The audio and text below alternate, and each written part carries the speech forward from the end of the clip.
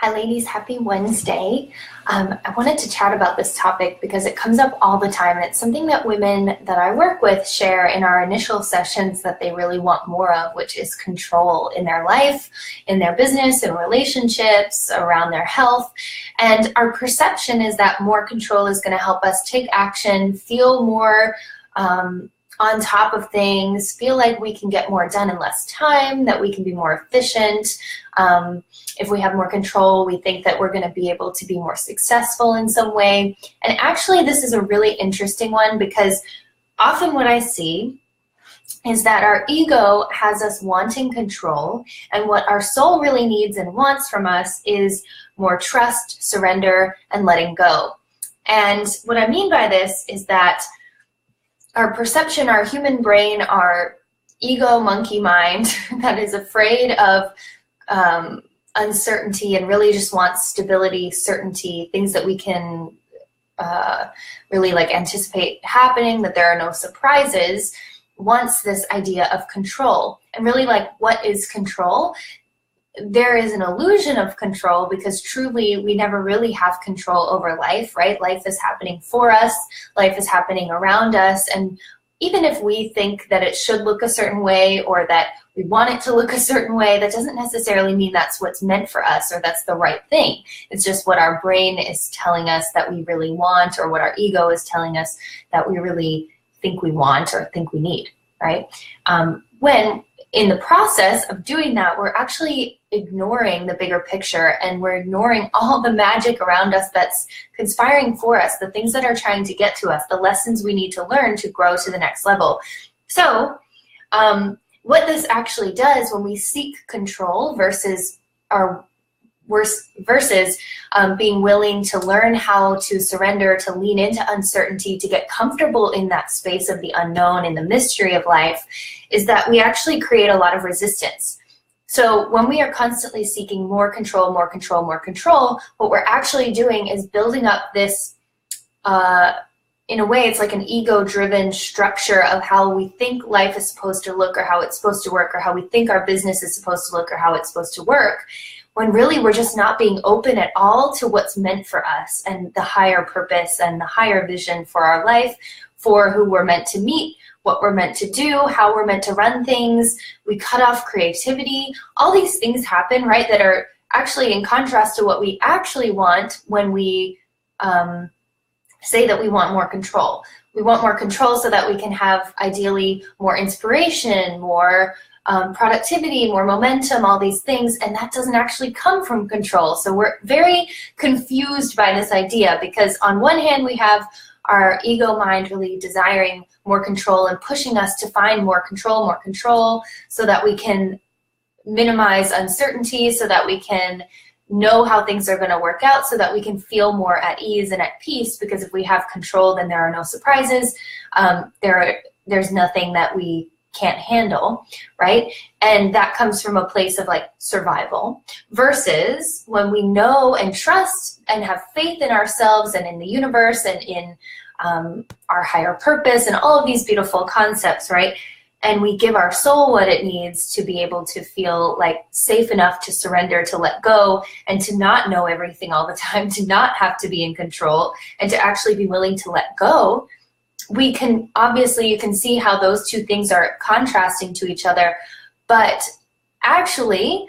it's funny because the control will actually get you more resistance, versus the surrender will get you more of what you actually want, the intention for what you actually want and what you're meant to do, more ease, more flow, more fulfillment, more joy, more peace, all of these things that we perceive are going to come from having more control. Which really the case is that when we are constantly seeking and trying to gain control, even thinking about that idea, right, of what that looks like in our bodies when we're trying to control, it's like we're holding on really tight, we're forcing, we are grasping. None of these things create flow or ease, right? You just think about in your human body, if you were in a relaxed position and you were at peace, you might be leaning back, you're a bit more surrendered, your heart is open, right? You're in a vulnerable space, versus feeling like you need to control or that there's resistance or tightness in your body, you're contracted, right? So you're not actually open to receiving anything. And this is a physical example of what's happening energetically when we are seeking more control constantly instead of being more open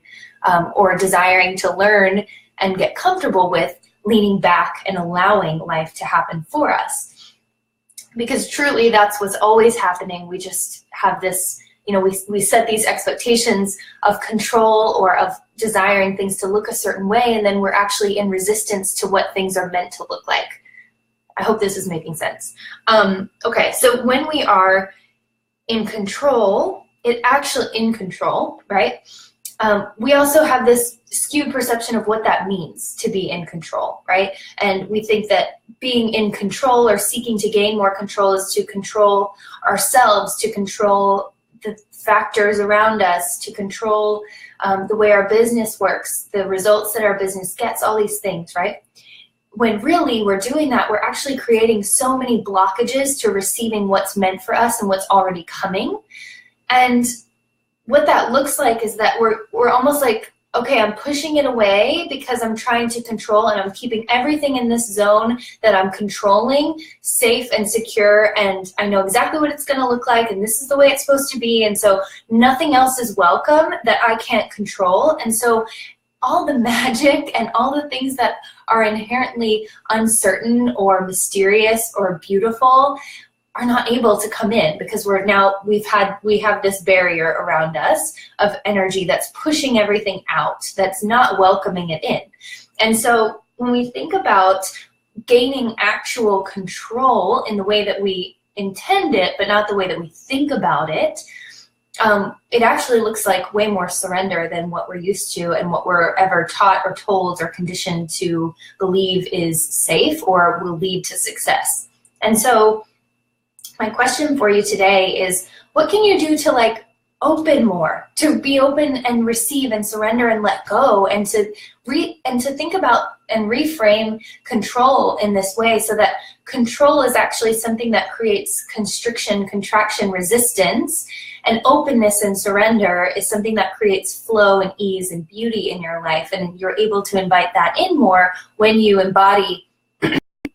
a different way of being that isn't so focused on having control over everything all the time, that isn't so dependent on whether things go your way or not, that isn't so dependent on whether your expectations are met or not, but that you're actually building this inner support system that allows you to be truly in control, because you're in control of how you respond to what life is offering to you. And that's truly what control now means to me, is being able to control my response, my reaction, my energy, versus being able to control all the unknown factors in my life and keep them exactly safe and